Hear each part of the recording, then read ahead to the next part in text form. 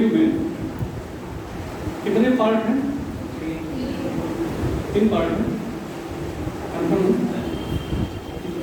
Union executive में 2 part हैं।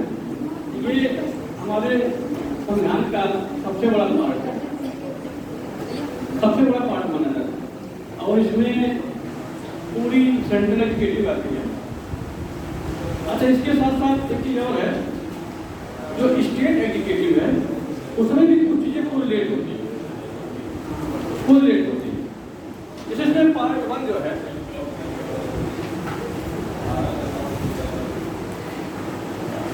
जो ये है,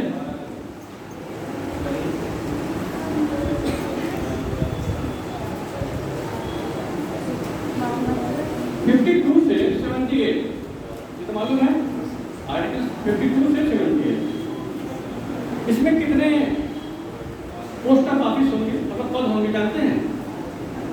मतलब इसके अंदर हम कितने लोगों को पढ़ेंगे? जो कॉन्स्टिट्यूशन में लेकर उसके कारण होता क्या है कि हम जानते सब कुछ है, समस्या क्या है कि जो हमारा एक्ट कहता है वो हम नहीं बोल पाते। इसमें प्रेसिडेंट है, फिर कैबिनेट है, यूनियन कैबिनेट है, इसमें पीएम भी आ जाता है। हम जब यूनियन कैबिनेट बोलते हैं तो पीएम ऑलरेडी उसका पार्ट होता है, तो उसको कुछ अलग नहीं कर सकते। और attorney general of India 3 part इसमें, और उसके बाद वाइस प्रेसिडेंट, ये 4 लोग इसमें पढ़ते हैं। और पार्ट 2 में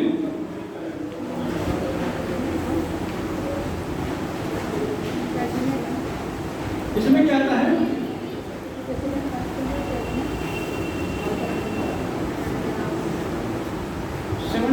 से लेके 122 तक आता है, जिसमें स्टेट काउंसिल आता है।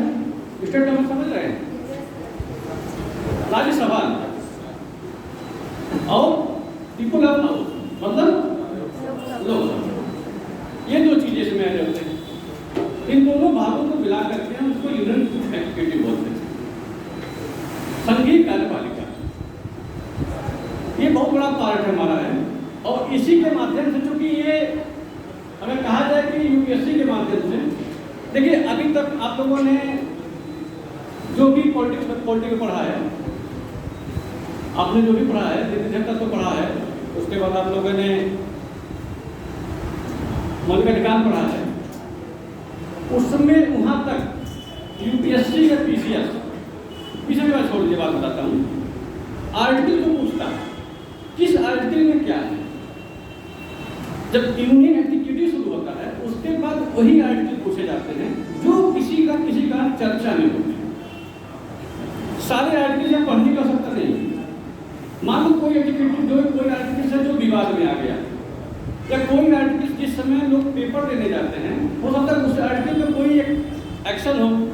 इसे मान लीजिए इस समय वाइस प्रेसिडेंट का मामला चल रहा है, ठीक, और मामला है, इसी में आएगा। सेकंड पार्ट में पार्लियामेंट चल रहा था और पार्लियामेंट सही से चल नहीं पाया, तो पार्लियामेंट चलाने के लिए जो प्रोसेस होते हैं, जो अथॉरिटी होती है, उसके जो चेयरपर्सन होते हैं, तो उनकी अथॉरिटी क्या है। जब आप कभी एग्जाम देने जाए किसी भी परीक्षा का, पीसीएस का है इसका, तो देखिए एक फंडा होता है, पूरी टेक्स्ट बुक नहीं पढ़ी जाती किसी चीज़ में। यूपीएससी या पीसीएस में पूरी टेक्स्ट बुक नहीं पढ़ी जाती। ये खासकर हम मिडिल क्लास के लोग और जो लोकल मतलब जिसको बोलते हैं अर्बन एरिया, जैसे हम लोग अर्बन एरिया से आते हैं, मुंबई दिल्ली से नहीं आते हैं, हम लोग क्या करते हैं, पूरा सिलेबस को कवर करने का प्रयास करते हैं। हम जानने का प्रयास करेंगे, पूरा सिलेबस जानने का प्रयास करेंगे। लेकिन होता क्या है कि जब आप परीक्षा देने जाते हैं, एक अच्छी सी मैगजीन लीजिए, किसी भी बड़ी संस्था का मैगजीन लीजिए जो यूपीएससी या पीसीएस जो ऑलरेडी उसके पर निकल रहा है, उसको लीजिए। उसमें जो मेन पॉइंट हैं, जो मुद्दे हैं, चाहे ज्योग्राफी में हो, चाहे हिस्ट्री में हो, चाहे पॉलिटी में हो, चाहे इकोनॉमी में हो, उसी से पेपर बनते हैं। अब उसी को आप किताबों में ढूंढ करके देख लीजिए और पेपर देके चले जाइए और आपका फ्री आराम से हो जाएगा। ये मैं 10 IIT के छात्रों से बात किया हूँ जो ऑलरेडी इस समय IAS पद पे हैं। उन्होंने बताया, हम लोगों ने कहा कि हम लोग साल भर पढ़ते हैं, हम लोगों को प्री नहीं निकलता, आप 6 महीने कैसे प्री निकाल लेते हैं? क्वालिटी तो है। वो भी वो बैकग्राउंड का बच्चा जो कभी आर्ट को देखा नहीं, इसने कभी हिस्ट्री जाना नहीं, 6 महीने वो प्री निकालते हैं, मेंस निकालते हैं, क्वालिफाई करते हैं। उन्होंने बताया कि आप लोग क्या करते हैं, फिर टेक्स्ट बुक खरीदने का प्रयास करते हैं। हम लोग टेक्स्ट बुक खरीदने का प्रयास नहीं करते, हम लोग सिर्फ उसी को पढ़ते हैं, क्योंकि UPSC और PCS हमेशा उसी क्वेश्चन उठाता है जो विवाद होता है, जो हमेशा कहीं ना कहीं मामले में विवाद होता है, कुछ गलत होता है, सही होता है, उसी को उठाता है, उस पर आपका एनालिसिस जानने का प्रयास करता है। सारे क्वेश्चन, अब कोई भी क्वेश्चन आइए, मैं कभी लेवल पढ़ा रहा था, मैंने पॉलिटी के जितने भी क्वेश्चन पढ़ाए थे, मैंने कहा इसके बाहर UPSC में नहीं आएगा। अगर किसी लड़के का संस्थान हैदराबाद में है तो कौन से पूछ सकता है, UPSC में सारे क्वेश्चन हमारे वही आए। हम लोग ने कहा था नहीं, इससे ज़्यादा नहीं आएगा, यही पढ़ना है, इससे ज़्यादा जो मतलब दिमाग में करता हूँ, क्योंकि हमेशा चर्चित चीज़ों को टच करते हैं, उसी को। तो ये होता है किसी भी चीज़ की तैयारी करने का सिस्टम। अगर आपको तैयारी करना है सिविल के किसी चीज़ का, तो आप एक चीज़ जान लीजिए, आप IIT और मेडिकल के बच्चों से सीखिए कैसे कंफ्यूजन निकालते हैं 24 साल के अवस्था में, 30 साल के अवस्था में कैसे निकालते हैं। हमने उनसे सीखा है, इसलिए हम आपको बता रहे हैं। तो ये यूनियन इनिशिएटिव में पढ़ाने जा रहा हूँ, इसमें 2 पार्ट है। जैसे कि पहला पार्ट आता है प्रेसिडेंट के बारे में, प्रेसिडेंट ऑफ इंडिया। तो प्रेसिडेंट ऑफ इंडिया हमारे देश के हैं, सबसे बड़े माने जाते हैं सिटीजन ऑफ इंडिया है, सब सिटीजन ऑफ इंडिया है देश के। अगर पूछा जाए कि प्रेसिडेंट ऑफ इंडिया ये क्यों है, इनका क्या रूल्स है?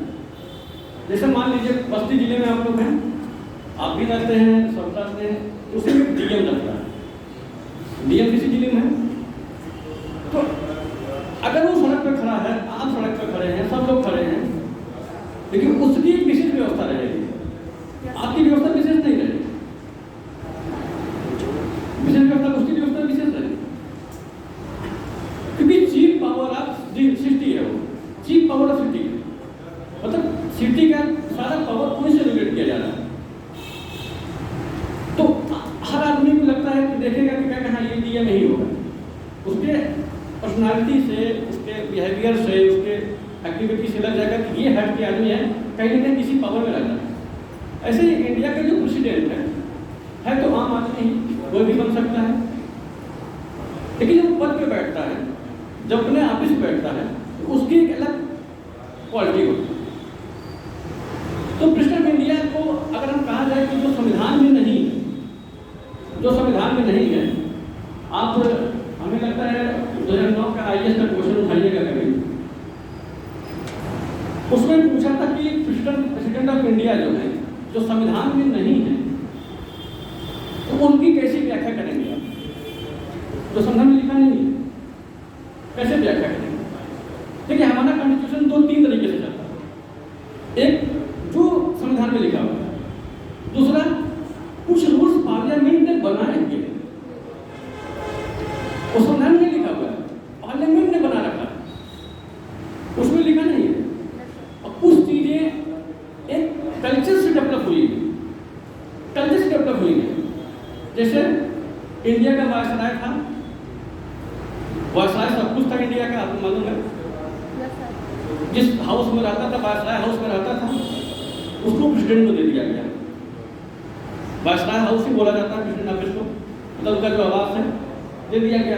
कुछ चीज़ें कल्चर से डेवलप होती हैं, कुछ चीज़ें कॉन्स्टिट्यूशन से डेवलप होती हैं, और कुछ चीज़ें पार्लियामेंट्री कमेटी के रूल से डेवलप होती हैं। तो जैसे अगर मैं कहूँ कि राष्ट्रपति क्या है, तो राष्ट्रपति पहला चीज़ क्या है, फर्स्ट सिटीजन ऑफ इंडिया है, फर्स्ट सिटीजन ऑफ इंडिया। अगर विदेशों में कोई रहता है, अच्छा फर्स्ट सिटीजन ऑफ इंडिया कैसे मानेंगे कि फर्स्ट सिटीजन ऑफ इंडिया ये है, कैसे मानेंगे?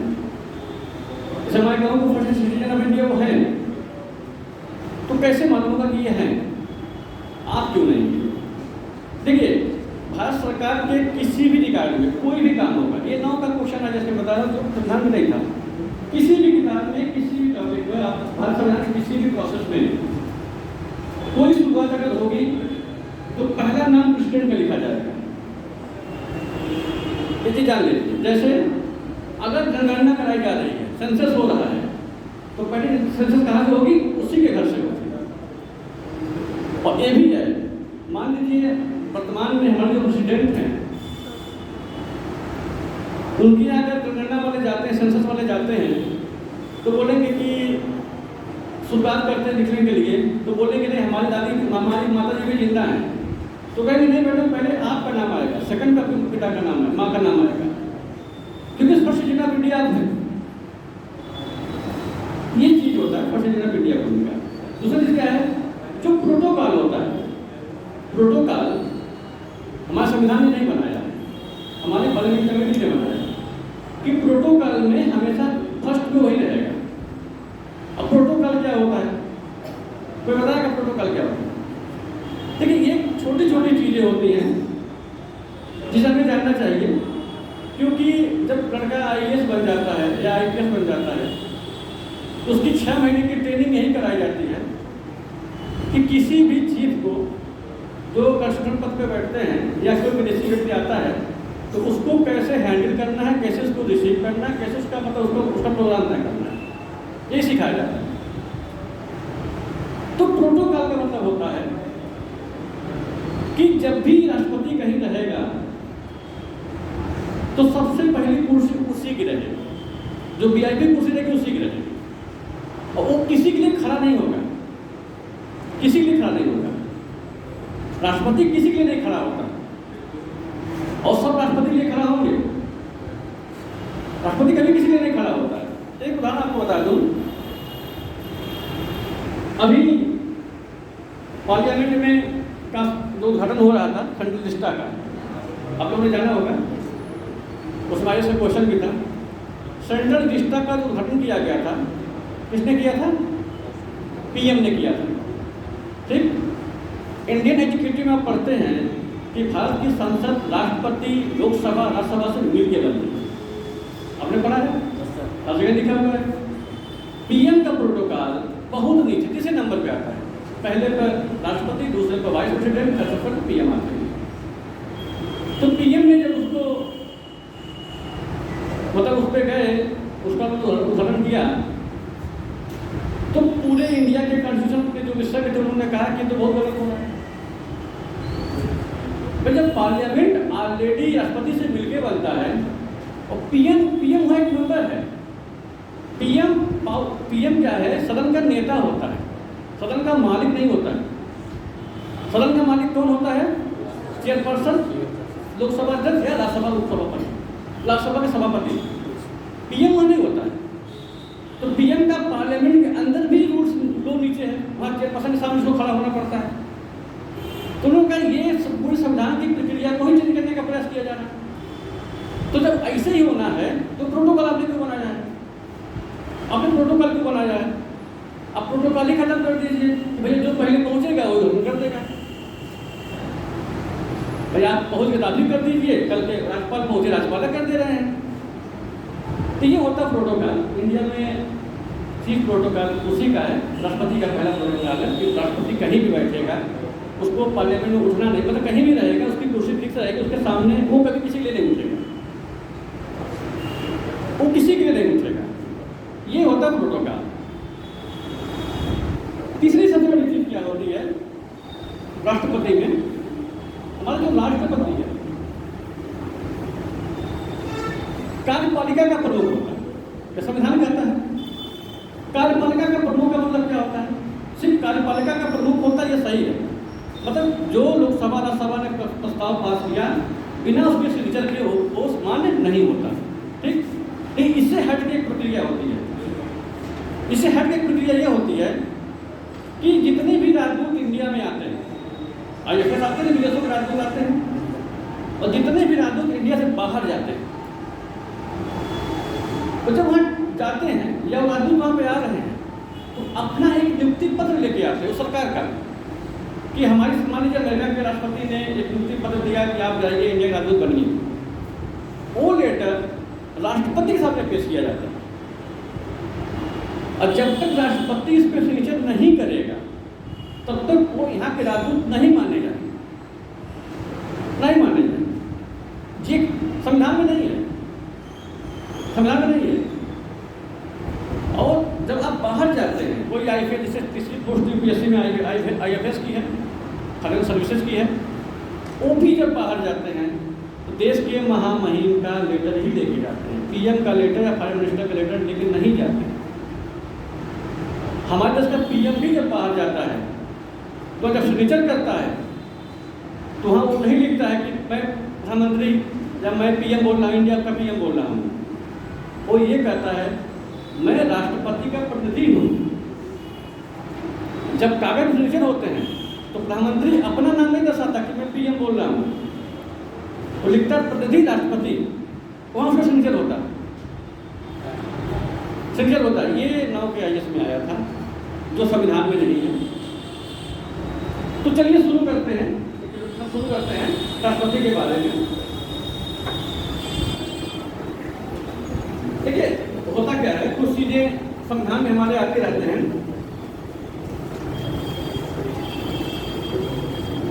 आप किसी भी टेक्स्ट बुक, अच्छे टेक्स्ट बुक को पढ़ेंगे या कोई अच्छे समाचार चैनलों को पढ़ेंगे, जैसे एक समाचार चैनल आपकी BBC देखे होंगे। BBC का जो चैनल है, जो फेसबुक पे आप जुड़े होंगे, कहीं भी जुड़े होंगे, उसमें जब कहीं किसी कंट्री में प्रॉब्लम आता है तो वो उसका इंडिया के जो भी संविधान विशेषज्ञ हैं उनसे राय लेकर के उस पर लिखता है कि देखिए चीज़ें यहाँ पे लिखी गई हैं, चीज़ें गड़बड़ हुआ, चीज़ें हो गई। जैसे सेंट्रल सिस्टम में क्या होगा कि PM ने किया, और PM ने जो पार्लियामेंट का न्योता दिया था उठन के लिए, वो न्योता किसने भेजा था? वो न्योता लोकसभा के अध्यक्ष ने भेजा था। अब सोचिए, लोकसभा के अध्यक्ष ने भेजा था, राज्यसभा के सभापति ने भी नहीं भेजा था। राज्यसभा सभापति ने क्यों नहीं भेजा था? क्योंकि राज्यसभा में जो सभापति होता है वो ही उपराष्ट्रपति होता है। उपराष्ट्रपति प्रोटोकॉल में PM से ऊपर है। अगर राज्यसभा का सभापति नहीं होता भेजता तो प्रोटोकॉल के तहत राष्ट्रपति वहां उपराष्ट्रपति मौजूद होता तो PM फीता नहीं काट पाते, PM फीता नहीं काट पाते। तो PM ने क्या किया, जो न्योता भिजवाया वो chairperson of people of house से भिजवाया, लोकसभा से भिजवाया। और थर्ड पोजीशन पर प्रोटोकॉल PM होते थे, क्योंकि PM वहां मौजूद थे इसलिए उन्होंने भेजा। तो देखिए क्वेश्चन वहीं से बनते हैं जहाँ कॉन्स्टिट्यूशन का फाल्ट होता है या कॉन्स्टिट्यूशन में कुछ चीज़ें नहीं जुड़ती हैं, क्वेश्चन वहीं से बनते हैं।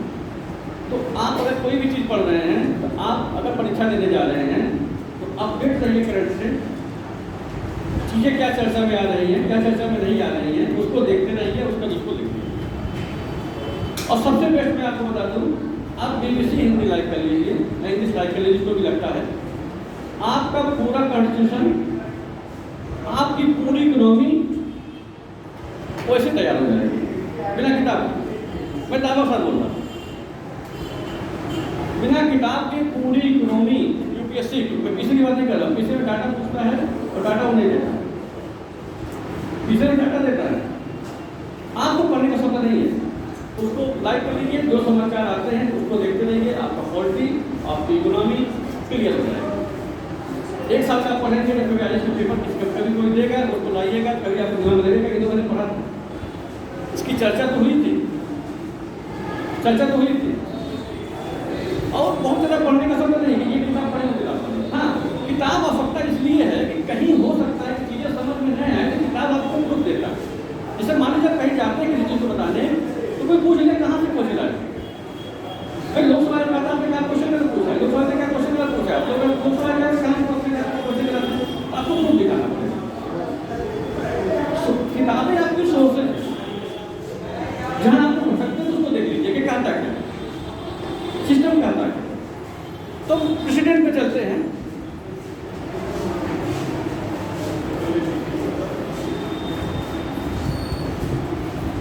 राष्ट्रपति के बारे में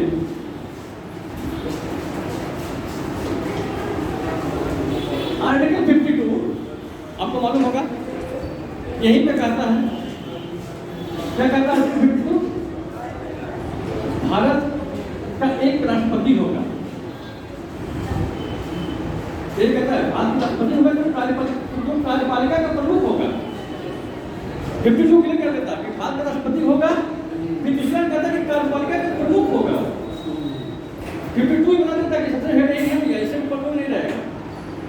लेकिन बीच बीच में जब राष्ट्रपति का अधिकार पड़ेंगे ना, राष्ट्रपति को भी धमकी देने वाले बहुत लोग हैं, धमकी दे देते हैं। संविधान में सुप्रीम कोर्ट कहता है 143 में ये कहा गया है कि राष्ट्रपति किसी भी मुद्दे पर सुप्रीम कोर्ट से सलाह ले सकता है। 143 आप 2012 2010 के आईएएस में देखिएगा, इसको बहुत डिटेल से पूछा गया। तो सुप्रीम में बहुत लंबा लिख के पूछा था कि क्या है। हमने पढ़ा कि राष्ट्रपति सुप्रीम होता है। 92 के बाबरी एक्शन कमेटी के मामले में सुप्रीम कोर्ट ने सीधे कह दिया 9 जजों की कमेटी ने कि राष्ट्रपति को जवाब देने के लिए हम बाध्य नहीं है, काम बाध्य नहीं है, हम नहीं जवाब देंगे। राष्ट्रपति हमसे कुछ पूछेगा नहीं देंगे। भारत क्वेश्चन आया कि राष्ट्रपति को जब 52 कह रहा है कि चीफ हेड वही है, और सुप्रीम कोर्ट ने व्याख्या कर दिया कि देखिए भारतीय जो पार्लियामेंट्री कमेटी में 2 पावर है, एक हॉरिजॉन्टल एक वर्चुअल। 36 ऊर्ध्वाधर तो ऊपर से नीचे और सोचने खतरे बराबर। उसने कहा जितना पावर एग्जीक्यूटिव को है उतना पावर जुडिशरी को है, उतना पावर लेजिस्लेचर को भी है। लेजिस्लेचर एग्जीक्यूटिव जुडिशरी दोनों बराबर पे हैं, तो राष्ट्रपति को हम कैसे राष्ट्रपति की बात नहीं मानेंगे। उसका सहारा ले लिया उसने। बाद में मनमोहन सिंह गवर्नमेंट थी, उन्होंने कहा कि हम इसको रूल को बदलेंगे, नहीं फिलहाल किसी ने बदला नहीं। 52 का ही उल्लंघन कर दिया सुप्रीम कोर्ट ने। 52 का उल्लंघन सुप्रीम कोर्ट ने कर दिया। 148 में कहा गया कैग के बारे में कि कैग सारी रिपोर्ट राष्ट्रपति को सौंपेगा। कैग अपनी रिपोर्टों का प्रकाशन नहीं करेगा कहीं मीडिया में। कैग अपनी रिपोर्ट तैयार करेगा, लेकिन क्या करेगा, प्रेसिडेंट को डाक सौंप देगा। कैग वाले क्या करते हैं, रिपोर्ट मीडिया दे देते हैं, मीडिया दे देते हैं रिपोर्ट वाला। अब मीडिया क्या करती है, मामले को जान जाती है, क्योंकि आपका काम है एडिटिंग करना। एडिटिंग करने के बाद अपनी रिपोर्ट को राष्ट्रपति को दे देना, और राष्ट्रपति पटल पर रखवाता है, चेयर पर मतलब टेबल पर रखवाता है कि देना उसकी इच्छा है। 52 को पूरा अथॉरिटी पावर दे दिया गया है कि राष्ट्रपति सब कुछ है, उसके आगे कोई नहीं है। लेकिन 53 में कह दिया गया है, क्या कह दिया गया 53 में, 2 और 3 राष्ट्रपति के पावर क्लियर होते हैं। और 2 और 3 में देखिए, जब आप पेपर सॉल्व करेंगे कभी आईएएस का, तो 52, 53 आपको डिटेल समझना पड़ेगा। इसी को लेकर के फिर आगे विवाद होते हैं, आगे विवाद होते हैं। 53 में सीधे कहा गया है कि राष्ट्रपति अपनी कार्यपालिका का शक्तियों का प्रयोग स्वयं या अपने अध्यक्ष अधिकारियों के द्वारा करेगा, सबऑर्डिनेट के द्वारा करेगा। राष्ट्रपति बना को दिया गया उन्हें, लेकिन मैं अपनी शक्तियों का जो प्रयोग करूंगा अपने कैबिनेट सबऑर्डिनेट से अकॉर्डिंग करूंगा, मतलब अपने अध्यक्ष अधिकारियों के अकॉर्डिंग करूंगा। और 74 में कहा गया है कि भैया राष्ट्रपति जो कुछ भी करेगा कैबिनेट जो कहेगा वही करेगा, जो कैबिनेट कहेगा वही करेगा। इसीलिए जब सुप्रीम कोर्ट में राष्ट्रपति के चुनाव संबंधी मुद्दे, मतलब मान लीजिए सुप्रीम कोर्ट ने कहा, तो एक मामला गया कि सुप्रीम कोर्ट में हमारे चुनाव हो रहा है, किसी कारण पर राष्ट्रपति ने फर्जी तरीके से चुनाव जीत लिया, हो सकता है। बाद में सुप्रीम कोर्ट में मामला गया, सुप्रीम कोर्ट ने कहा चुनाव फर्जी जीते, तो 6 महीने 7 के बाद रिपोर्ट आया कि आप फर्जी चुनाव जीता, आप इस्तीफा दीजिए, तो इस्तीफा दे दिए। ये कहा गया कि जब राष्ट्रपति चुनाव जीते थे, मान लीजिए 4-5 फाइलों पर साइन कर दिया उन्होंने, फिर बाद में पता चला कि ये चुनाव फर्जी जीते हैं, अब उनको इस्तीफा देना पड़ेगा। तो क्या वो सिग्नेचर जो हुआ है वो कानून मान्य होगा नहीं मान्य होगा? हाँ, ये होता है यूपीएससी की टेक्निक, वो कानून मान्य होगा क्योंकि अपने तो नहीं, अपने अध्यक्ष के द्वारा प्रयोग करता है। 53 में कहा गया है राष्ट्रपति खुद नहीं काम कर रहा है, वो नहीं लिख रहा है, कैबिनेट ने जो कहा वो मान्य होगा। इसी तरह से 72 में भी कहा गया है, 72 समाधान के मामले में कहा गया राष्ट्रपति क्षमादान दे रहे हैं तो सुप्रीम कोर्ट ने कहा 137 के तहत हम जुडिशियल रिव्यू करेंगे। ठीक है, हमारे खिलाफ हम सुप्रीम कोर्ट के बाद फैसला राष्ट्रपति के पास किसी पर जाता है, राष्ट्रपति किसी को माफ कर देता है, हम जुडिशियल रिव्यू करेंगे। कैसे कैसे करेंगे? राष्ट्रपति प्रमुख होता है, जुडिशियल रिव्यू कैसे करेंगे इसका? राष्ट्रपति के समाधान की जुडिशियल रिव्यू करेंगे? क्या हम करेंगे? क्योंकि आपका फैसला नहीं है, कैबिनेट का फैसला है। किसी को माफी हो रहा है, कैबिनेट का फैसला लिया जा रहा है, आप माफी नहीं दे रहे हैं, कैबिनेट फाइल पहुंचा रहा है आपके पास। अब कैबिनेट द्वारा किया गया कोई भी प्रोग्राम 137 तक मेरे पास पावर है कि मैं जुडिशियल रिव्यू करूंगा, मैं करूंगा जुडिशियल रिव्यू। तो ये हर आर्टिकल का एक जो तकनीकी मुद्दे होते हैं, यूपीएससी इसी को टच करता है, इसी को टच करता है। इसीलिए चीजें आप जानते हैं, लेकिन होता क्या ना कि एक पॉइंट था ऊपर से, एक पॉइंट नीचे से। एक पॉइंट कहता हाँ यही आदमी घर का मालिक रहेगा, दूसरा पॉइंट रहेगा मालिक तो तुम रहोगे, लेकिन पैसे का पावर तुम्हारे पास नहीं रहेगा। लेकिन मालिक किस चीज का हुआ? जब पैसे का पावर नहीं तो मालिक किस चीज के हम? अब घर वाले खड़ा कर दिए, भैया ये मालिक है जो कैसे समझो, और उनके पास 10 रुपया नहीं है, तो वो हमारे देश का राष्ट्रपति है, वो हमारे देश का राष्ट्रपति। इस मामले में बीके राव, टैग प्रमुख बीके राव ने कह दिया था कि हम रबर स्टैंप नहीं है। एक मुद्दे पर जब उसमें प्रमुख मुखर्जी राष्ट्रपति थे, दोनों का संविधान द्वारा बनाई गई प्रक्रिया का सम्मान करना चाहिए, तो सीधे कह दिया था टैग प्रमुख ने, हम रबर स्टैंप नहीं है कि जो आए हम मुहर मार देंगे। संविधान ने हमको पावर दिया है ऑडिट करने का, मैं ऑडिट करूंगा। और मैं संविधान ने हमसे ये नहीं कहा है कि पब्लिक में पब्लिश करना है कि नहीं करना है, संविधान से मौन है, मैं पब्लिक में दे दूंगा, मैं जो भी ऑडिट करूंगा पब्लिक में दे दूंगा। आप जो चाहो करिए, आप राष्ट्रपति आप करिए, आपके पास पावर और नहीं, आपको सबसे बैठा दिया गया है, हमको नहीं बैठाया गया है। जिस दिन कानून बन जाएगा कि आप पब्लिक में पब्लिश नहीं करेंगे, हम नहीं देंगे।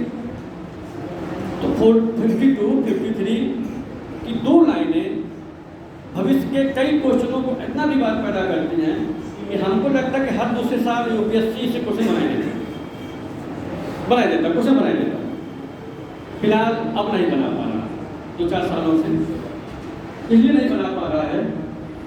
देखिए, क्वेश्चन पूछने का तरीका और कहाँ से क्वेश्चन बनाए जाते हैं, सत्ता की बहुत बड़ी भूमिका होती है, आप ध्यान रखिएगा। जब पेपर्स बनाए जाते हैं यूपीएससी के ऑफिसर्स आते हैं, एनसीईआरटी बार बार चेंज हो रहे हैं, एनसीईआरटी चेंज किए जा रहे हैं बार बार। मान लीजिए पुरानी एनसीईआरटी पढ़ के गए, नई एनसीईआरटी कुछ और है, आपने यूपीएससी मेंस में लिख दिया एनसीईआरटी के रिगार्डिंग, आपको कंफर्म है एनसीईआरटी लिखा, पता है एनसीईआरटी चेंज हो चुकी है। सत्ता बदलती है तो व्यू भी बदलते हैं, टेक्स्ट बुक का व्यू भी बदलता है, टेक्स्ट बुक का क्वेश्चन भी बदलता है, क्वेश्चन भी बदलते हैं। हम लोग 2009 से लगातार मेंस लिख रहे थे,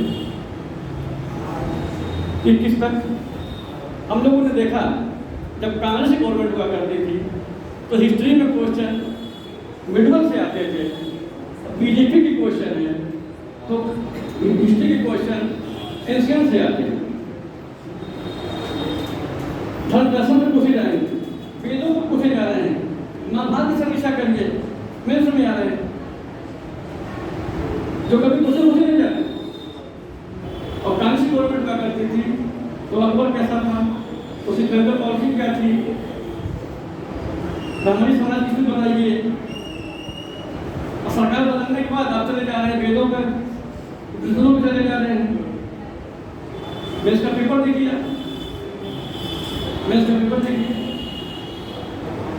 तो इस तरह की चीजें चेंज होती हैं सिस्टम में। इसीलिए अगर ट्रैक पकड़ने का ट्रैक आपने पकड़ लिया है किसी चीज को पढ़ने का, तो बहुत पढ़ने की आवश्यकता किसी चीज में नहीं होती, बहुत पढ़ने की आवश्यकता किसी चीज में नहीं होती। 4 घंटे 5 घंटे बहुत होते हैं, बस आप जो भी कुछ भी पढ़ें उसको वर्तमान में कहाँ से इसको कोरिलेट किया जा रहा है उससे जोड़ करके देखें। एनालिसिस करने की क्षमता जब डेवलप कर लेंगे आप, तो आपको हर क्वेश्चन आसान नजर आने लगेगा। तो 53 में यही कहा गया कि भारत में कार्यपालिका होनी चाहिए,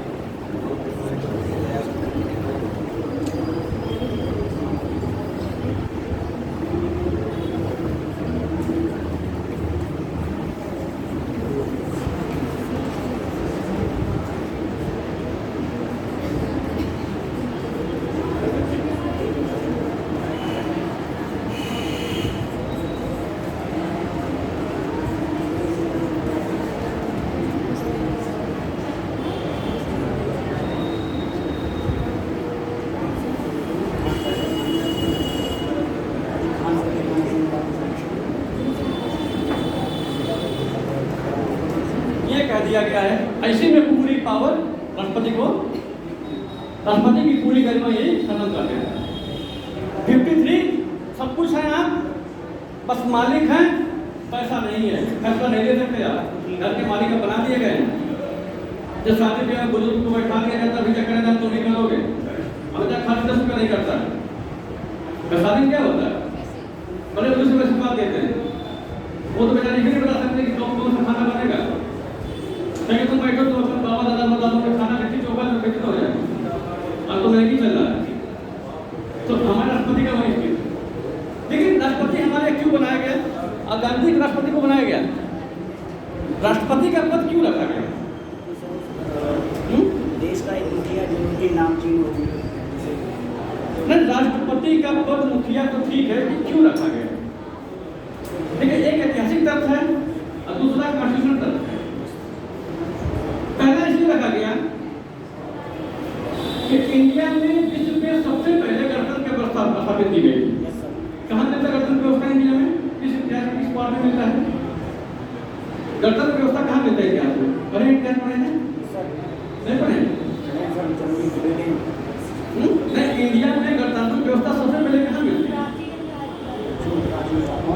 पॉलिटिकल सिस्टम इंडिया में कहाँ मिलता है? इसमें पढ़ाई करनी में कोई पौधकाल सब पढ़े हैं सर?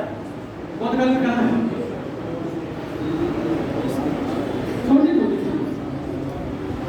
देखिए, जब राष्ट्रपति को कुछ लिखना होगा ना तो शुरुआत आपको इस करनी पड़ेगी।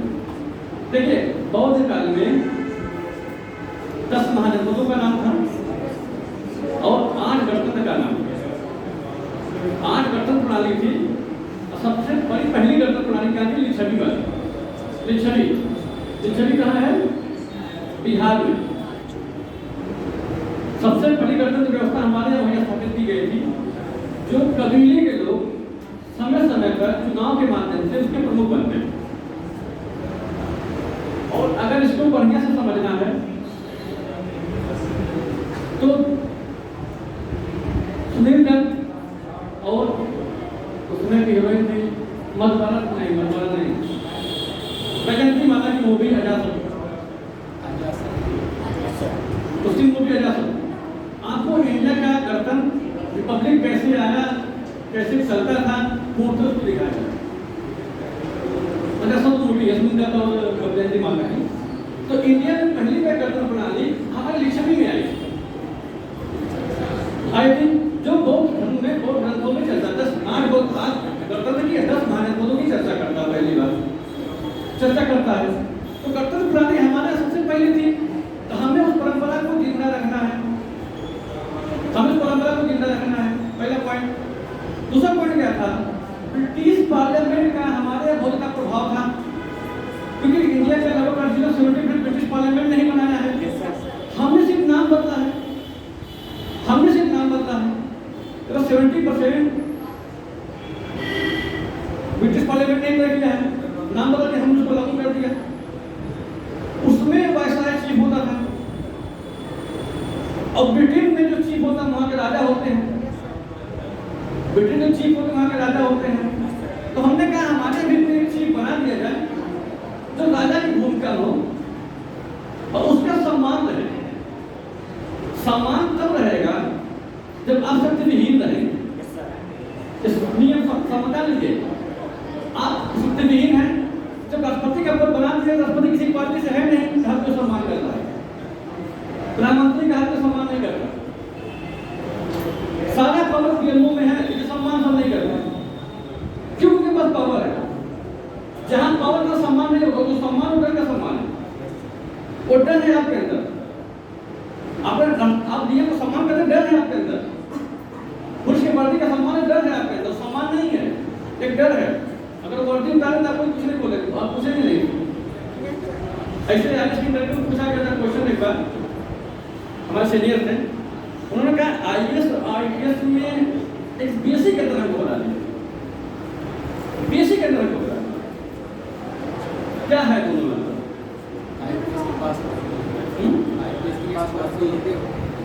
आईपीएस के पास सबसे बड़ी चीज होती है उसकी वर्दी। 4 लोग झगड़ा कर रहे हैं, अगर डीएम चला गया वर्दी में तो है नहीं, अगर लोग नहीं जानते डीएम है तो उसको थप्पड़ लगा देंगे,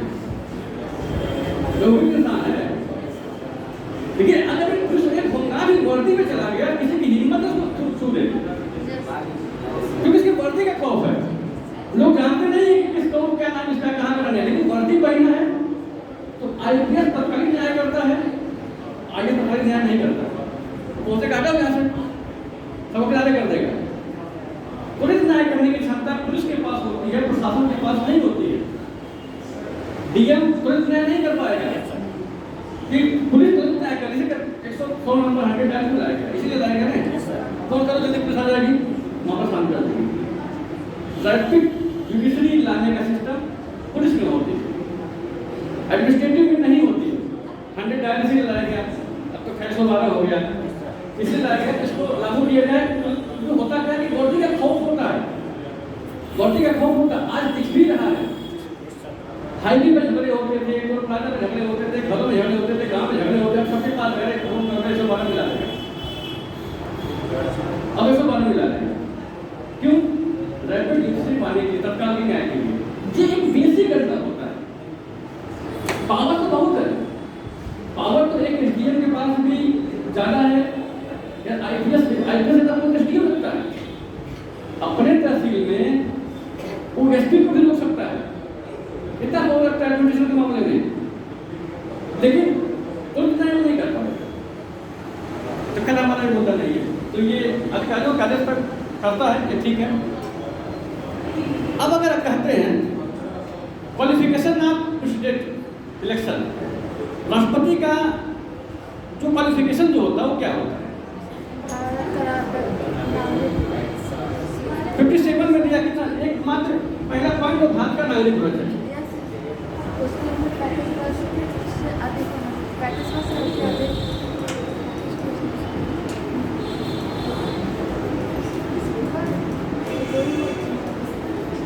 दूसरा क्या होना चाहिए?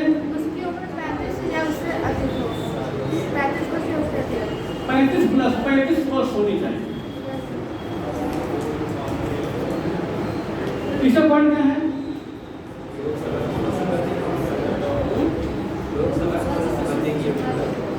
लोकसभा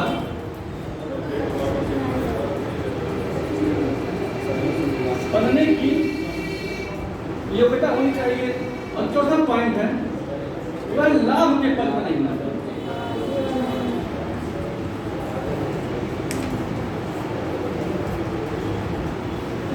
4 पॉइंट है, सिर्फ संविधान में 4 पॉइंट है।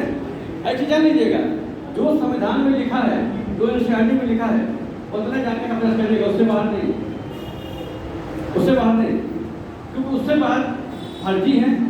तो हमारे संविधान में लिखा है उतना पढ़िए, सिर्फ 4 पॉइंट संविधान में दिया गया है। तो 4 पॉइंट जैसे आता है कि पंचायतों को निधि कहाँ से दिया जाता है, हमें लगता है ये 2010 का क्वेश्चन था। तो पंचायतों में से 3 जगह से दिया जाता है, केंद्र वित्त आयोग, राज्य वित्त आयोग और केंद्र राज्य द्वारा सहायता अनुदान, सिर्फ 3 पॉइंट है। जो गवर्नमेंट की जो भारत आती है, गवर्नमेंट की भारत जितनी मोदी से आती है ना, फरवरी मार्च अप्रैल महीने में आती है। जब आप तैयारी करेंगे तो गवर्नमेंट का भारत आपको जानना चाहिए। गवर्नमेंट की किताब आती है, गवर्नमेंट की बुक आती है, जो भारत सरकार प्रकाशित करती है उसको मेरे मतलब क्या है कितनी मोटी सी होती है। उसमें हर विभाग के फंडिंग के बारे में, हर विभाग के रूल्स के बारे में, हर विभाग के कंडीशन के बारे में, इंडिया के जगह एरिया के बारे में पता है, बकायदा लिखा गया। जो उसमें लिखा वही सही होता है। ये गवर्नमेंट फरवरी महीने में प्रकाशित करती है, भारत सरकार इतनी मोटी सी होती है गवर्नमेंट की बुक। आजकल तो उसके नाम पर एक अपना एनालिसिस किताब छाप दे रहे हैं, अपना किताब निकाल दे रहे हैं। उसको उसमें जो संस्थाएं लिखी हैं, उसमें जो उसका जो बॉडी स्ट्रक्चर है, उससे बाहर यूपीएससी नहीं पूछता है। इतना मोटा आता है, फरवरी महीने में आता है, मई महीने में पेपर होता है, उसको उसमें पढ़ना होता है, 15 से 20 क्वेश्चन उसमें मिल जाते हैं। उसमें जब पढ़ेंगे तो सिर्फ 4 पॉइंट मिलेंगे, और जो उसमें लिखा है उतना पढ़िएगा। जब किसी को देना होगा तो गवर्नमेंट की बात आप गूगल पर सर्च कर लीजिएगा, देख लीजिएगा कैसी बुक है जो गवर्नमेंट की बुक प्रकाशन विभाग भारत सरकार द्वारा दिखाया जाता है, उसी को पढ़िएगा। और आपको किताबें तो बहुत सी लिख देते हैं, मार्केट लिख दे देते हैं, डिस्ट्रिक्ट वाले एक्स्ट्रा लिख देते हैं, उससे मतलब नहीं है। तो ये चीजें हैं, ये 4 पॉइंट है। वह भारत का नागरिक होना चाहिए। ये बताइए, सीमा हैदर राष्ट्रपति बन जाएंगे? क्या नहीं बन सकते? क्या कमी उनके अंदर? नागरिक नहीं, अब मिल जाए तो बन जाएंगे तो भारत नागरिक रहने का कितने प्रोसेस हमारे पास? 5 जन्म के आधार पर, हाँ? पंजीकरण के आधार पर, प्राकृतिकरण के आधार पर। मान लीजिए सीमा है तो नागरिकता मिल जाती है तो राष्ट्रपति बन सकती है। यस सर, चुनाव लड़ सकती है। यस सर, चुनाव लड़ सकती है। हमारे संविधान में भारतीय नागरिकता देने के लिए कई प्रोसेस है। यस सर, एक है जन्म के आधार पर, यस सर, दूसरा क्षेत्र के आधार पर क्षेत्र का विलय हो जाए। यस सर, तीसरा पॉइंट है कि अगर आप 7 साल तक लगातार इंडिया में रह रहे हैं और 8वीं अनुसूची की क्या भाषा जान गए, प्राकृतिकरण के आधार पर। 8वीं अनुसूची की भाषा पे जाएंगे, यस सर, जो 22 भाषाएं हैं वो 7 साल लगातार आप रह रहे हैं यस सर, और 7 साल लगातार गवर्नमेंट के किसी न किसी अधिकार में आप दिखा रहे हैं, यस सर, मतलब छूट नहीं रहते हैं। यस सर, हमारी पंचायत हो या म्युनिसिपल कॉर्पोरेशन हो या मान लीजिए कोई संस्था हो जो ये जानती है कि उसका रजिस्टर्ड हो रहा है, आप आवेदन कर दीजिए, आपको मिल जाएगा। तो सीमा आधार को बहुत जल्दी मिल जाएगा, ऐसी बात नहीं है। लगातार से किसी आप किसी प्रकार का कोई क्रिमिनल केस हो, कोई प्रकार गतिविधि आपके साथ में हो तो भी चुनाव लड़ सकती है। ये बात नागरिक होना चाहिए, होगा ठीक। ऐसा कोई दुनिया के किसी भी देश में ये प्रोसेस किसी भी इलेक्शन के लिए लागू नहीं, सिर्फ इंडिया में लागू है Yes, sir. कि भारत का नागरिक होना चाहिए। दुनिया में ये कहा गया कि आप अमेरिकी नागरिक बन सकते हैं, यूरोपियन नागरिक बन सकते हैं, ब्रिटेन नागरिक बन सकते हैं, लेकिन चुनाव लड़ने के बाद वहाँ जन्म लेना पड़ेगा।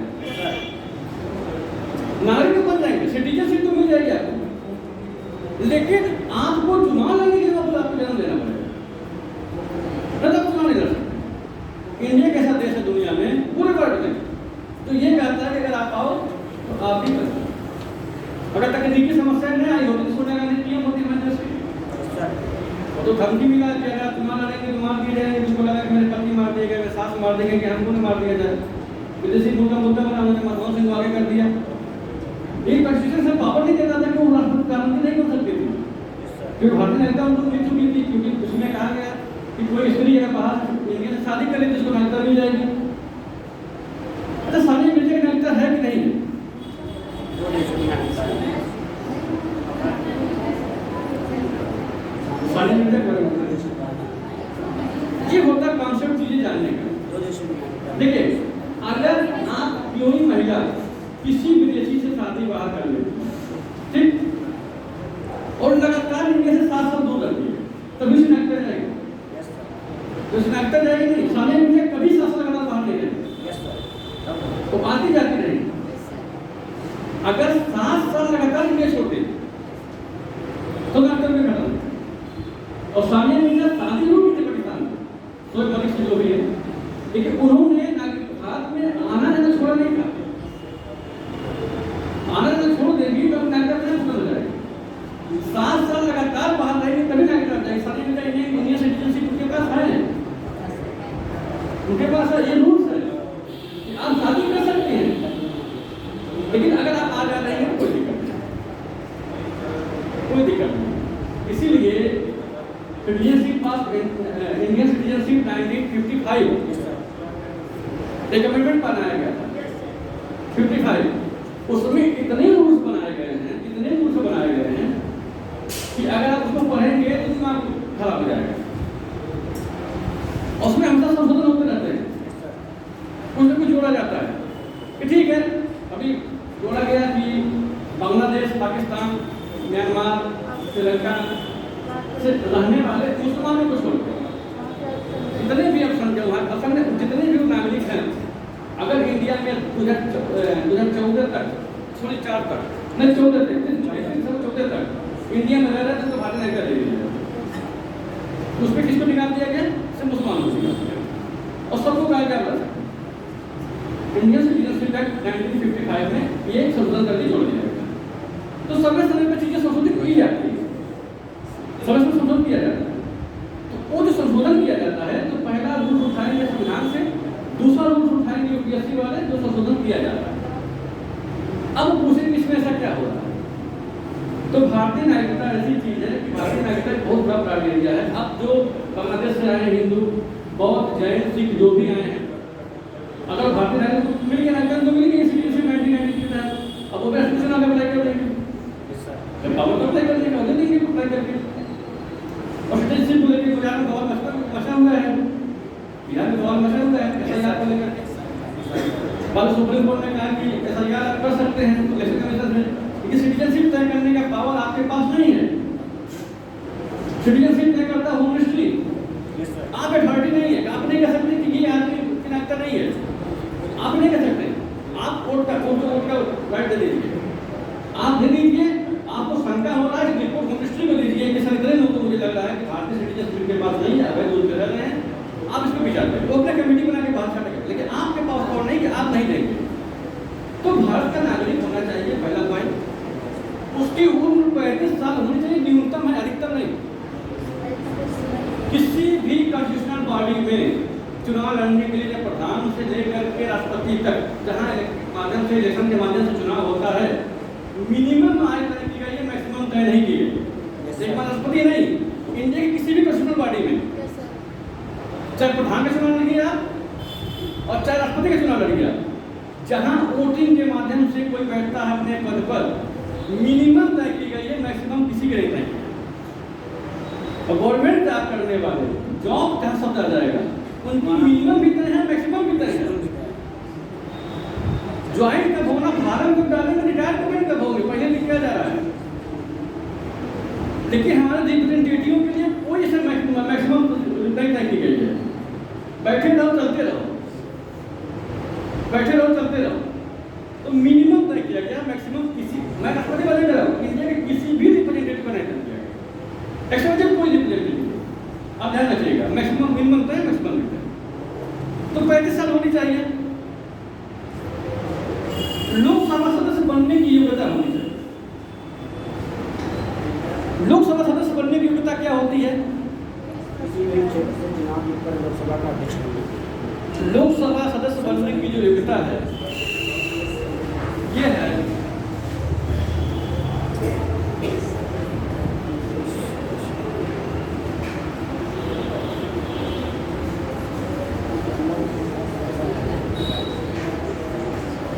People representative act 1951। Government of India बात मिलेगा आपको, गवर्नमेंट के बुक में मिलेगा आपको कि राष्ट्रपति लोकसभा के सदस्य बनने की योग्यता होती क्या है। एक शब्द का कहना नहीं काम कर जाएगा पीछे चाहिए, लेकिन लोकसभा सदस्य बनने की योग्यता होनी चाहिए। ये संविधान में लिखा गया है कि लोकसभा के सदस्य बनने की योग्यता होनी चाहिए, लेकिन लोकसभा सदस्य बनने की योग्यता कौन तय करेगा? पार्लियामेंट तय करेगा। लोकसभा सदस्यता के चुनाव लड़ने की योग्यता कौन करेगा? पार्लियामेंट तय करेगा, जिसमें इलेक्शन कमीशन और सुप्रीम कोर्ट चाहे अपने एक्टों को जोड़ सकता है। पीपुल रिप्रेजेंटेटिव एक्ट 1951 जब ये संविधान पहली बार बना 52 में, तो पहले यही पास किया गया कि भैया चुनाव कौन लड़ेंगे, क्या कंडीशन होनी चाहिए, क्या कंडीशन होनी चाहिए। बाद में कहा गया सुप्रीम कोर्ट भी ऐड कर सकता है इसमें अपने रूल्स को, और चीफ इलेक्शन कमीशन भी अपने समय पर ऐड कर सकता है। पार्लियामेंट क्या करेगा? कानून बना के ऐड करेगा। चीफ इलेक्शन कमीशन क्या कहेगा? नहीं, मैं जो स्टेटमेंट जारी करूंगा उसमें ऐड करूंगा। जैसे पीपुल रिप्रेजेंटेटिव एक्ट 1951 2014 के इलेक्शन के पहले किसी को नहीं पता था कि प्रधानमंत्री शादीशुदा है, किसी को नहीं पता था। तो प्रधानमंत्री ने अपने फार्म में कहीं अपनी पत्नी का नाम विवाहित होने का फार्म नहीं भरा। एक एनजीओ शांति किशोर की सुप्रीम कोर्ट में अपील की पीपुल रिप्रेजेंटेटिव एक्ट 1951 के खिलाफ। उसने कहा कि लोग करते क्या है। एक केस था आंध्र के शासन का, आंध्र के शासन का केस चला गया सुप्रीम कोर्ट में, चला गया। वो क्या करते थे, जो प्रोफार्मा भरा जाता है चुनाव लड़ने के लिए, प्रोफार्मा भरा जाता है, उसमें क्या करते थे, तो कॉलम होता था यस या नो होता है। आप विवाहित हैं, यस और नो, आप ग्रेजुएट हैं, यस और नो। ठीक, अगर यस किए हैं डॉक्यूमेंट पीछे लगाइए, यस सर, डॉक्यूमेंट लगाइए, नो छोड़ दीजिए। तो करते कहते खाली छोड़ देते थे। जब मामला कोर्ट में जाता था तो उनके वकील बोलते थे सर मानवीय भूल हो गई, हमने यस नो नहीं लिखा।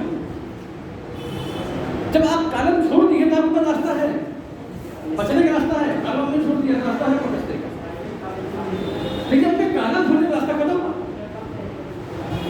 तो सुप्रीम कोर्ट ने कहा कि पीपुल रिप्रेजेंटेटिव एक्ट 1951 में मैं आगे करता हूं कि कोई कॉलम छोड़ा नहीं जाएगा, यस या नो में आपको उत्तर देना है।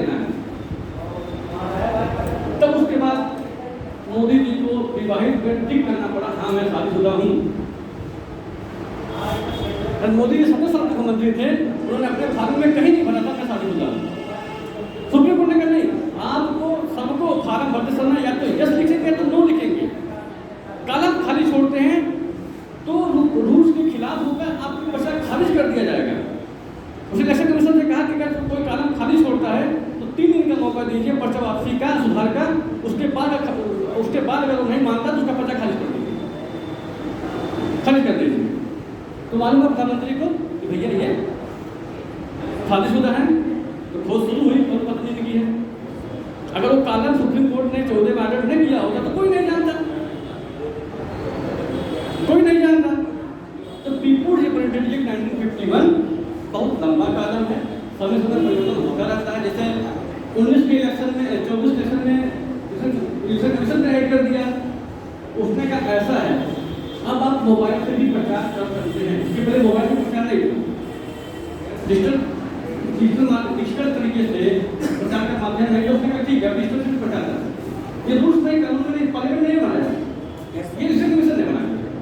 तो ये बहुत लंबी प्रक्रिया होती है और कभी भी भविष्य में जब भी पीसीएस आईएएस का पेपर देने आप जाइएगा, आज की बात मैं नहीं कर रहा, अगर कीजिएगा तो इसको गूगल से पढ़ लीजिएगा।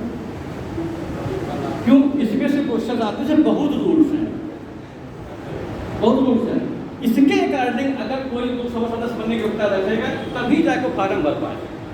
तो अगर इतना आसान होता तो लोग वकीलों से फार्म नहीं भरवाते, अपने हाथ से फार्म भरते। 10 वकीलों की कमेटी होती है फार्म भरते समय, 10 वकील बैठते हैं तो फार्म भरते हैं। कोई भी विधायक, कोई भी सांसद जो पर्चा दाखिल कराने जाता है तो सिर्फ 4-5 वकीलों से सेंसर करवाता, 10 चेक करता कि भाई कोई गलती तो नहीं है, तब जाके फार्म अप्लाई किए जाते हैं। इतना आसान नहीं होता है, या एक लाइन लीजिएगा आपको तो बहुत होता है। ये चीज़ें हम लोग देख लीजिएगा, उस समय देखिएगा जब आपको जब परीक्षा देने जाइएगा। आज के बाद जिस साल आप बैठिएगा उस साल गवर्नमेंट ऑफ इंडिया की जो किताब आएगी उसमें लिखा रहेगा कि क्या क्या चीज़ें ऐड की गई हैं, क्या क्या चीज़ें निकाली गई हैं, देख लीजिएगा तब परीक्षा में बैठिएगा। अगर उस साल चुनाव नहीं है तो मत देखिए, वो छप पे नहीं करेगा, तो छप पे नहीं करेगा, छाप पे दे देगा। ये हो गया भाई लाभ के पद पे नाम। प्रॉफिट ऑफ पोस्ट होता क्या है कोई बताएगा?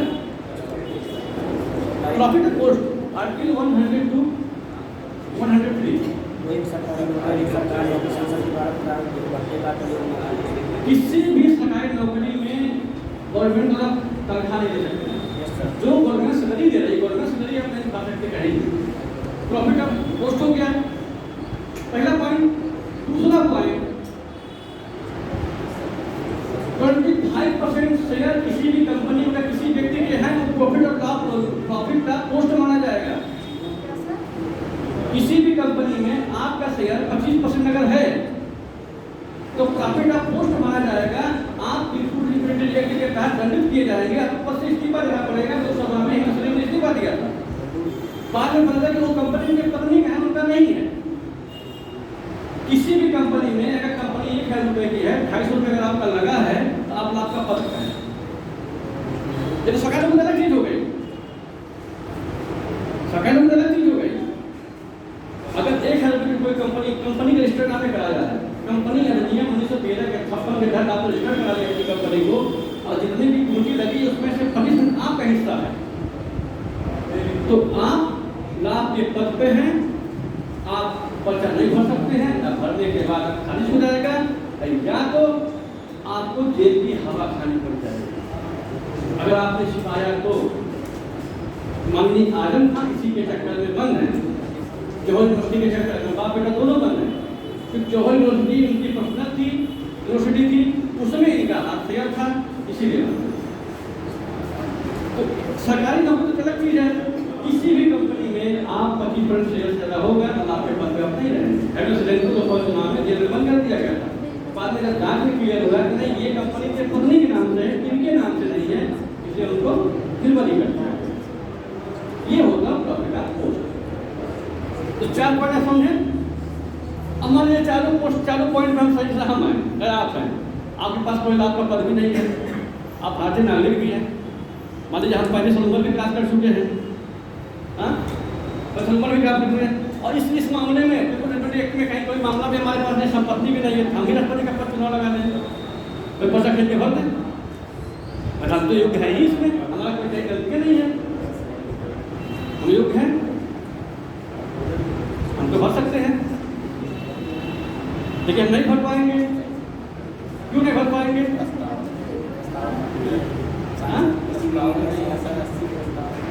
एक होता है, देखिए जब वैकेंसी निकलती है कि स्नातक वाले मास्टर बन सकते हैं, ये होगा क्वालिफिकेशन, उसमें कंडीशन आएगा, जो टेट पास होगा, जो बीएड करेगा वही अप्लाई करेगा, वही अप्लाई करेगा। अगर ये देखा जाए तो करोड़ों लोग इंडिया में ऐसे लोग हैं जो इसके योग्य हैं, इस चारों में योग्य पाए जाते हैं और राष्ट्रपति का चुनाव होगा, भर देंगे। इंडिया में इतने वीर हैं कि पर्चा दाखिला करके अपने मोबाइल पर स्टेटस लगा देंगे कि भैया हम भी राष्ट्रपति चुनाव लड़े थे। क्या करना, लगाना तो लड़े तो थे, राष्ट्रपति चुनाव लड़े तो वही बड़ी बात है, चाहे को वोट न पाए, घूमेंगे लगा के। इंडिया करोड़ों लोग ऐसे हैं। तो अब उसके लिए क्या किया गया? कंडीशन तय किया गया, कहा गया राष्ट्रपति का चुनाव कहीं मजाक न बन जाए, राष्ट्रपति का चुनाव मजाक न बन जाए, इसके लिए कुछ रूल्स बनाइए। हर कोई जाएगा, उठा के दाखिला कर देगा, वही बच्चा दाखिला कर देगा। जैसे इसी बस्ती की बात बता रहा हूँ मैं, एक ग्राम सभा में, इसी बस्ती के ग्राम सभा में, उस गाँव को भी जानता हूँ, मैं हमारे एक मित्र बाबू मास्टर हैं, नहीं चर्चा नहीं होता। पंचायत चुनाव हो रहा था 2021 में, 42 लोगों ने पर्चा दाखिला किया था ग्राम सभा के लिए, 42 लोगों ने किया था। और एक ग्राम सभा में 17 चुनाव चिन्ह अवार्ड किया था प्रधान, सिर्फ 17 चुनाव चिन्ह अवार्ड अलाट किए जाते हैं, चुनाव चिन्ह 17 अलाट किए जाते हैं। अब 42 लोगों ने भर दिया, चुनाव चिन्ह भी तो चाहिए, तो चुनाव चिन्ह भी चाहिए। तो अब उसमें समस्या ये हो गई, जब ये मामला वीडियो के पास पहुंचा, वीडियो में शाम को जब पर्चा से छांट रहे थे किसी व्यक्ति से, तो उन्होंने कहा इस जगह 42 लोग आ गए हैं, चुनाव चिन्ह हमारा 17 है। प्रधानमंत्री नागरिक ने हमको जो पावर दिया, सिर्फ 17 चुनाव चिन्ह भेजा है, सिर्फ 17 चुनाव पर्चा दाखिला कर सकते हैं। माने एक दो अपवाद हो गए तो बढ़ा सकते हैं, कंडीशनल आप वहाँ डीएम फैसला ले सकता है, सबसे फैसला करता है, एक दो बढ़ा सकता है, डीएम का पावर होता है। सब 42 लोग आ गए, हम क्या करें, को समझ नहीं आ रहा है। पर्चा भी नहीं खरीद कर सकते हैं, पर्चा खरीद क्या करेंगे हम, अब पर्चा खरीद कर नहीं सकते हैं। तो ये जब पर्चा दाखिला होता है, जब कुछ होता है तो हर हफ्ते डीएम की मीटिंग होती है, वीडियो की मीटिंग करता है, डीएम मीटिंग होता है, डीएम उस समय चीफ अधिकारी होता है, अफसर होता है जिले का। तो वीडियो सामने प्रस्ताव रखा, सर ग्राम सभा की समस्या आई है, मुझे समझ में नहीं आ रहा है, क्या करें। लोग पता सर ग्राम सभा की समस्या है, मुझे फायदा नहीं किया। तो डीएम ने कहा ठीक है, ऐसा है, इस ग्राम सभा में एक नोटिस जारी करा दो ब्लॉक के माध्यम से, जो गांव का सेक्रेटरी होता है वो लग गया, उसने पंचायत भवन में नोटिस छपवाया और ब्लॉक में छपवाया गया कि प्रत्याशी वही बनेगा जो कम से कम ग्राम सभा में 40 वोटर का सपोर्ट ले आएगा, मतलब प्रपोजल लाएगा, मतलब सपोर्ट लाएगा, मतलब प्रस्ताव लाएगा। अगर 40 वोटर का प्रस्ताव आपके पास है तभी आपका पर्चा मान्य होगा, तभी आपका पर्चा मान्य होगा। पंचायत चुनाव में एक प्रस्तावक, एक समर्थक, एक प्रस्तावक, एक अनुमोदक, सिर्फ 2 लोग होते हैं, 2 लोग होते हैं, एक प्रस्ताव देता है, एक समर्थन करता है। उन्होंने 40 लोगों को लगाई है, 20 प्रस्तावक, 20 अनुमोदक, अप्रूवल 20 और प्रपोजल 20। अब ये पता नहीं चला 3 लोग बचे, छड़ के 3 लोग हो गए, उनको प्रस्ताव के नहीं मिले। 40 लोगों को बिठोना इतना आसान थोड़ा होता है, 11 लोग आपको साथ खड़े होंगे, अब हो गए 3 लोग, अब 3 लोग हो गए तो उसके ऊपर दाखिला से 3 लोग हो गए, 3 लोग दाखिला कर। तो चुनाव मजाक न बन जाए, इसके लिए कंडीशन नहीं है, किसी भी पद का चुनाव मजाक न बन जाए। ये तो मजाक हो गया ना, ये तो मजाक हो गया। भारतीय संविधान की जो चुनाव प्रक्रिया वैसे मजाक के दौर पर चलती है। पंचायत चुनाव या कोई चीज जैसे मजाक क्या बनता है, देखिए मान लीजिए किसी ग्राम सभा में 4 प्रत्याशी और 1000 वोट है, इसको मिला 150 वोट, इसको मिला 200 वोट, इसको मिला 300 वोट, इसको कितना मिला, कितना मिला, 3 250 सही है, गलत है, 250 500 से कम हो जाएगा, कम हो जाएगा। मान लीजिए और डी जोड़ दीजिए, 3 5 5 और 9 100 और जोड़ दीजिए, हो गया? हाँ हो गया सर।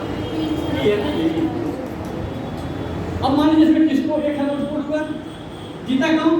सी वाला। 700 लोग ऐसे हैं तो इसको पसंद नहीं करते, ये प्रधान है वो 70% आबादी को पसंद नहीं कर रही है और प्रधानमंत्री बैठा है, 70% आबादी को पसंद नहीं है। लेकिन कारण क्या है, हमारे मैंडेट को देखा जाता है, मैंडेट के साथ है तो ऑलरेडी, तो एक वर्ष मैंडेट क्यों ना उसका वो 55 को रखेगा। इसके लिए कई बार पूरे इंडिया में कोई बिल्कुल में चर्चा करेगा कि इंडिया में इस तरह का चुनाव प्रक्रिया सुधारनी चाहिए। भारत सरकार ने ये कहा कि हमारी आबादी बहुत ज़्यादा है, अगर किसी अन्य प्रक्रिया को हम बनाएंगे तो लंबी प्रक्रिया हो जाएगी, चुनाव बहुत लंबा हो जाएगा, इसलिए हमको अपना नहीं है, इसलिए जो ज़्यादा पाया चाहिए कि उस के बाद उसको मतलब 70% लोगों ने इसको पसंद नहीं किया। एक गाँव में प्रधान बना हुआ है, वो मुखिया वही बोला जाएगा, अधिकार में वही रहेगा। ये हमारे कॉन्स्टिट्यूशन की एक इलेक्शन कमीशन, इलेक्शन प्रणाली की सिस्टम की एक बहुत बड़ी कमजोरी है।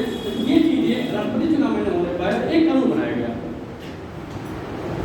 प्रेसिडेंट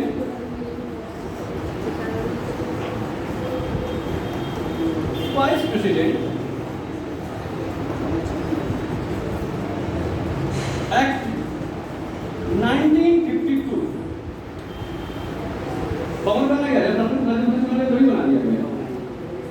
इसमें कंडीशन तय किया गया, जो वर्तमान में कितने हैं, लोकसभा या राज्यसभा से 50 सांसदों का प्रस्ताव होना चाहिए, तभी मुझे अगला होगा। 50 में आता है कितने, कुल टोटल 100 है। एक प्रस्ताव 50 प्रस्तावक होते हैं, 50 अनुमोदक होते हैं। अच्छा, प्रस्तावक अनुमोदन में क्या अंतर होता है? प्रपोजल और एक प्रपोजल होता है, एक अप्रूवल होता है। इसमें से 10 लोगों ने खड़ा होकर कहा कि हम इनको चुनते हैं, ठीक, ये प्रस्तावक हो गया। अब 10 लोगों ने मेज थपथपा के कहा हम इनका समर्थन करते हैं, उठेंगे नहीं हो? आप देखेंगे पार्लियामेंट में सेशन चलता है तो मेज थपथपाते हैं, मेज थपथपाते नहीं, मेज थपथपाया जाता है, तो मेज थपथपा के बोलेंगे कि हम इनका समर्थन करते हैं, ये अप्रूवल होगा, हम अप्रूवल कर दे रहे हैं, सहमति, मतलब ये चीजें हो गई। 10 उठेंगे, खड़ा होंगे और 10 मेज थपथपाएंगे। पार्लियामेंट नहीं होता, 10 किताब में नहीं लिखा है, लेकिन अब चुनाव होगा तो मेजर थपथपाते हैं, तो ये चीजें होता है। तो इस तरह क्या कर दिया, ये बनाया गया है, तो उसी तरह 52 में बना दिया गया। पहले 20 पहले 10 था, फिर 10 था, फिर 20 हुआ, 97 में इसको संशोधन करके 1997 संशोधन किया गया, फिर 50 कर दिया गया, 50 कर दिया गया। अब 50 प्रस्तावक अगर रहेंगे तो हर कोई तो चुनाव नहीं लड़ पाएगा। 100 सांसद चाहिए और 100 सांसद आसान बात नहीं है देश में। 100 सांसदों को वही चुना सकता है जिसकी पूरे देश से पार्लियामेंट या पॉलिटिकल पार्टियों में अप्रोच हो, या पॉलिटिकल पार्टी को समर्थन करे, हर को झुका नहीं सकता है। तो जिसको पूरा इंडिया जानता हो, एक पॉलिटिकल पार्टियाँ जानती हो, वही इसको चुना सकता है। तो होगा क्या, इससे संख्या कम हो जाएगी, चुनाव की प्रक्रिया पारदर्शी होगी। ये मजाक नहीं, हमारे यहाँ मजाक हो सकता है, इसका कोई भी रूल सिर्फ विदेशों में चलता है, तो एक मजाक के रूप में देखा जाता है। इंडिया का कोई भी चुनाव विदेशों में मजाक के रूप में देखा जाए, इसके लिए रूल्स बनाए गए। जैसे चाइना में कम्युनिस्ट पार्टी ऑफ इंडिया एकमात्र पार्टी है, चुनाव नहीं, चुनाव होते हैं, ऐसा नहीं चुनाव होते हैं। आप शायद 10th का एनसीईआरटी पढ़िए तो उसमें पॉलिटिकल फैक्टर है, फेडरलिज्म में है, चुनाव होता कैसे है, 10th में चुनाव पार्टी एक रहेगी, बस्ती का चुनाव, बस्ती का संसदीय का चुनाव करना है। अब बस्ती में एक पार्टी का उसका पार्टी आप चाइना मान लीजिए है, उसने बस्ती को संसदीय क्षेत्र बना दिया है, पार्टी एक रहेगी कि मेंबर 3-4 तो रहेंगे, जीतेगी पार्टी वही, बस मेंबर चले रहेंगे।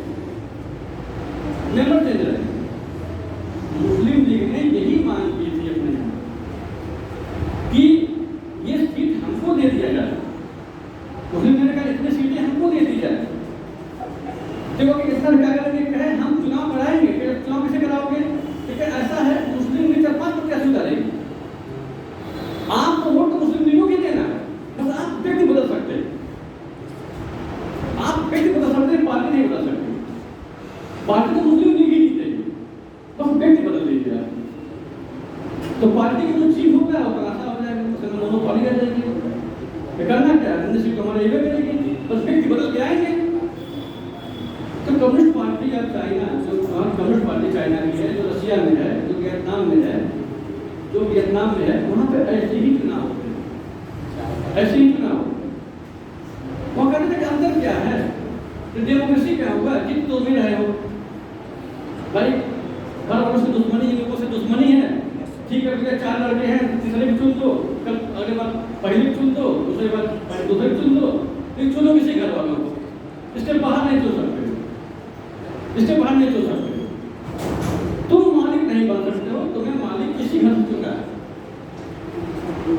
तो ये चीजें विदेशों में बनाया बनता है, लेकिन इंडिया में कहा गया कि डेमोक्रेसी थी, क्योंकि भारतीय संविधान बनाने वाले जो हमारे दूसरे थे अच्छे लोग थे और दूर तो सोचते थे कि विश्व लेवल पे इसको एक मजाक में बना जाए, सबकी भागीदारी सुनिश्चित की जाए, समय साथ परिवर्तन होता जाए।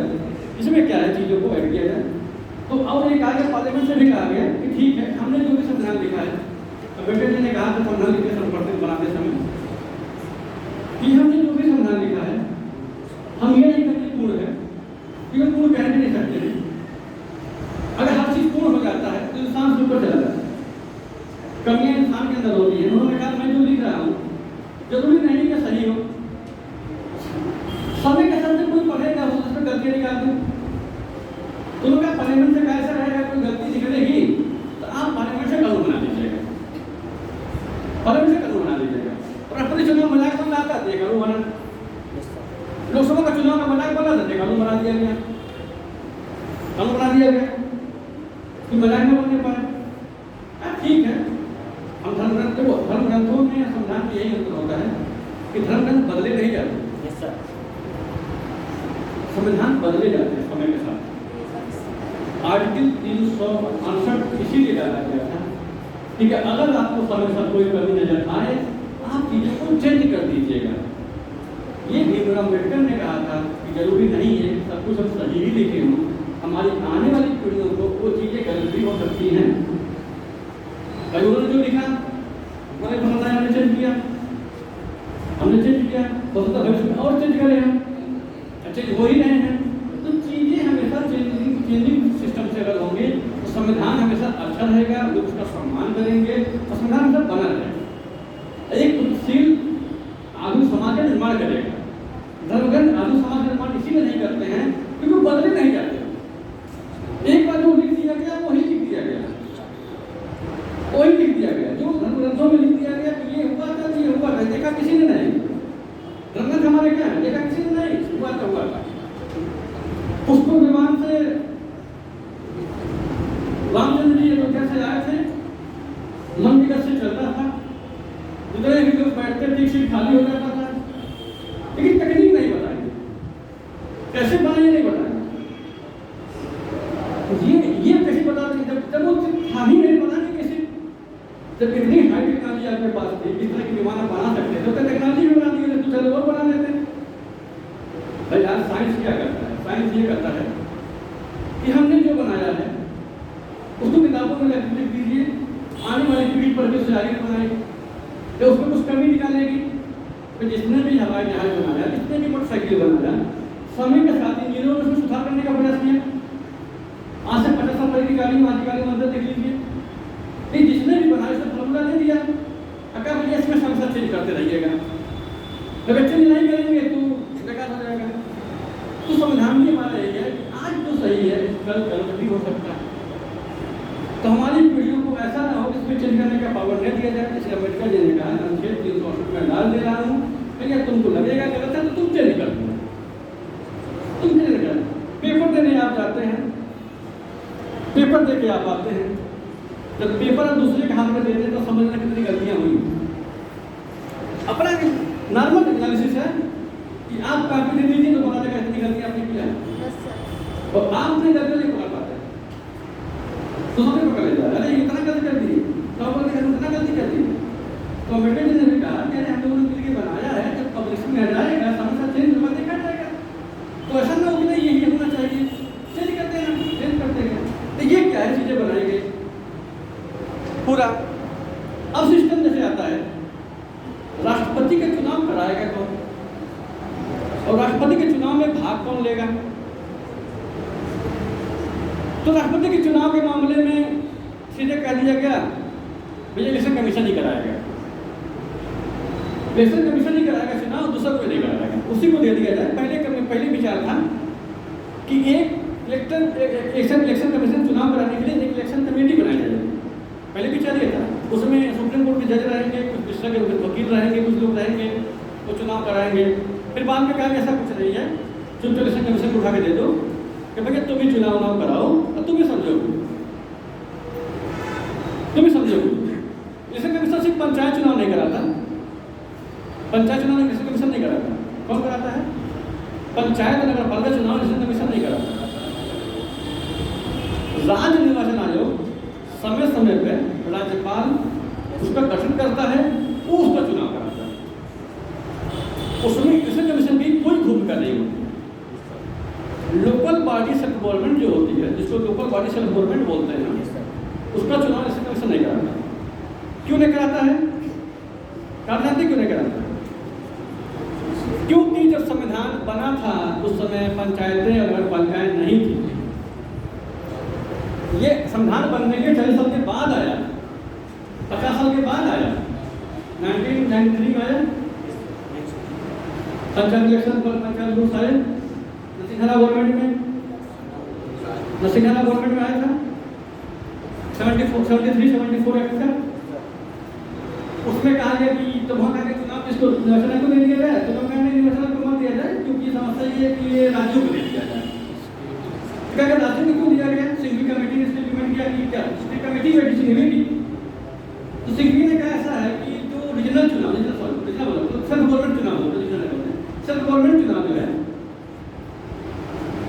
हर राज्यों की एक अलग प्रक्रिया है, हर क्षेत्र की अलग प्रक्रिया है, हर एरिया की अलग प्रक्रिया है।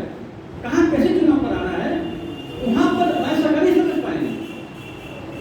जैसे पंचायत चुनाव का पावर राज्यों से कहा गया भैया तुम कराओ चाहे नहीं कराओ, तुमको सौंप दिया जा रहा है। राज्य पंचायत का विषय है, तुम्हारा काम है, तुम कैसे चुनाव कराते हो कैसे नहीं कराते, तुम्हारा काम है, तुम कराओ नहीं कराओ। अब इस में चुनाव नहीं होते बहुत से राज्यों में, अरुणाचल में चुनाव नहीं होता। कुछ एरिया है जो ऐसे एरिया है, जैसे आप देख लेंगे कि जैसे कि ये खासी हिल्स है, खासी हिल्स काउंसिल, खासी hills council, Gorkha hills council, Mizo hills council, उस पहाड़ी एरिया में रहने वाले आदिवासियों या लोकल लोगों के लिए अलग से चुनाव कराए जाते हैं। पंचायत चुनाव नहीं कराए जाते हैं, अलग से चुनाव कराए जाते हैं। वो राज्यपाल के अथॉरिटी में होता है, क्योंकि वो कहते हैं कि हम किसी चुनाव प्रक्रिया में भाग नहीं लेंगे संविधान के अनुसार। तो राष्ट्रपति के थ्रू कहा गया कि ठीक है आप भाग नहीं लोगे, तो राज्यपाल से कहा गया कि राष्ट्रपति के थ्रू आप लेटर जारी कर दीजिए कि मान लीजिए कि बस्ती वाले कहें कि भैया पंचायत चुनाव भाग नहीं लेंगे, तो राज्यपाल कहेगा ठीक है हमारे राष्ट्रपति ने बोला है कि आप लोग आपस में नेता चुन लीजिए, और जो वेलफेयर प्रोग्राम मतलब जो आपके पास दो चीजें नहीं रहेंगी, न्यायिक प्रक्रिया आपके पास नहीं रहेगी और आपके पास पुलिस नहीं रहेगी, दंड देने की प्रक्रिया आपके पास नहीं रहेगी। इसके में जितने भी पकड़ है आपके पास में, ठीक है आप अपने में नेता चुन लीजिए, उसमें 30 लोग चुने जाते हैं, 29 चुने जाते हैं, एक राष्ट्रपति नॉमिनेट करता है, काउंसिल हिल होते हैं, 25-26 काउंसिल हिल है, अपना चुनाव कराते हैं, पंचायत चुनाव नहीं होता है, पंचायत चुनाव नहीं होता। तो ये चीजें हमें कंडीशन में तय कर दिया गया 50-50 लोग होने चाहिए। अब चुनाव कराएगा कौन? चुनाव कराएगा इलेक्शन कमीशन।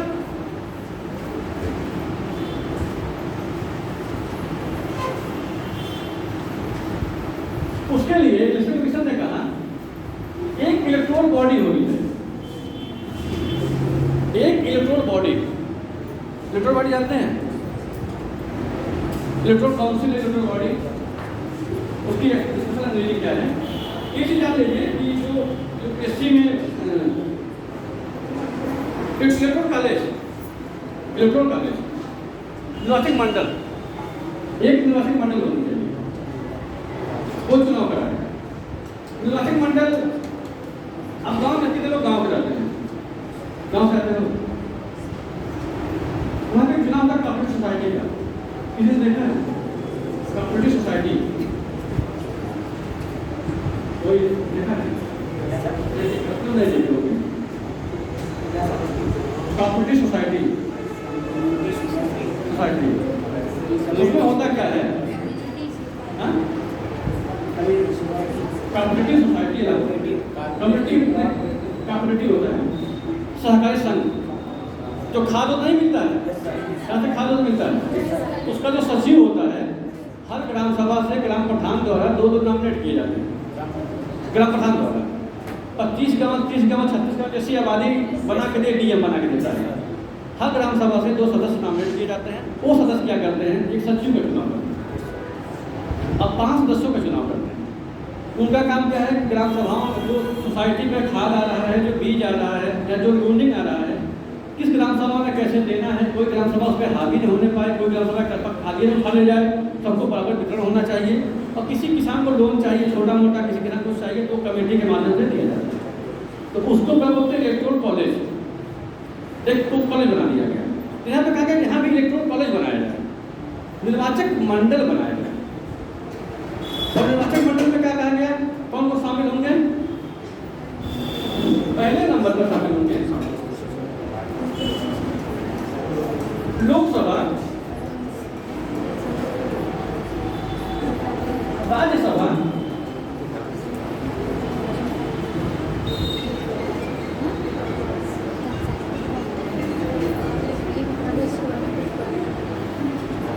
ये चुने हुए प्रतिनिधि,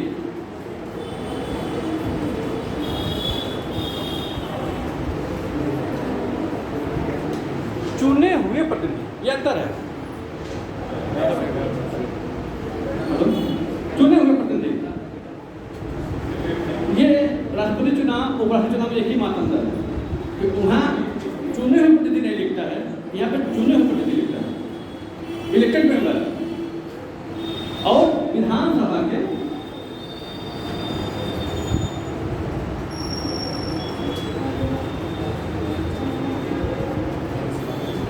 चुने हुए प्रतिनिधि, विधानसभा के चुने हुए प्रतिनिधि, लोकसभा के चुने हुए प्रतिनिधि और विधानसभा के चुने हुए, क्योंकि राष्ट्रपति चुनाव हो रहा है तो प्रदेश का प्रतिनिधि होना चाहिए। ये तो हुआ। उसके बाद ये हुआ कि विधानसभा के चुने हुए रिप्रेजेंटेटिव होते हैं, तो उस समय जब शुरुआत में चुनाव हुआ, दिल्ली विधानसभा नहीं था, पांडिचेरी विधानसभा बाद में बना, लेकिन वो टेरिटरी थी, मजबूती था। अब ये हुआ कि चुने हुए प्रतिनिधि जब लिखा गया है तो क्या इनको शामिल करना जरूरी है? चुने हुए विधायक आ रहे हैं, लेकिन जो चुने गए हैं इनको भी बाहर किया जा रहा है। तो 17वां संशोधन किया गया और ये कहा गया कि दिल्ली और पांडिचेरी के चुने हुए प्रतिनिधि भी इस चुनाव में भाग लेंगे, क्योंकि ऑलरेडी वो भी विधायक हैं। क्योंकि जब विधानसभा बना दी गई है तो राष्ट्रपति चुनाव में इनको बाहर नहीं रखा जाता। ठीक, हमारे 15वें राष्ट्रपति चुनाव में द्रौपदी मैडम मुर्मू जीती और जम्मू कश्मीर की विधानसभा का गठन हुआ। ये अभी जम्मू कश्मीर शामिल नहीं किया गया, यूनियन टेरिटरी बनाया गया, विधानसभा भी बनाया गया, लेकिन जम्मू कश्मीर को अभी राष्ट्रपति चुनाव में पार्टिसिपेट करने का मौका नहीं मिला है। इसके पहले विधानसभा में था, जब पूर्ण टोटल मतलब विधानसभा जब वो पूर्ण स्टेट था तो वो पाता था, जब से टेरिटरी बना है तब से अभी तक नहीं पाया है। और अभी तक कोई संशोधन भी नहीं किया गया इस तरह से कि इनको भी इसमें पार्टिसिपेट का मौका दिया जाए, मतलब इलेक्शन वोट डालने के इलेक्शन में दिया जाए। अभी कोई रूल्स नहीं बनाया गया, अभी तक नहीं बना है। नहीं, फिलहाल अगले राष्ट्रपति चुनाव तो दोबारा जाएगा, क्योंकि कब तक उससे पीछे कहानी आया था जब यूनियन टेरिटरी बना जम्मू कश्मीर, तो कम से कम 20 से 25 केसेस सुप्रीम कोर्ट में लगे, सुप्रीम कोर्ट में लगे।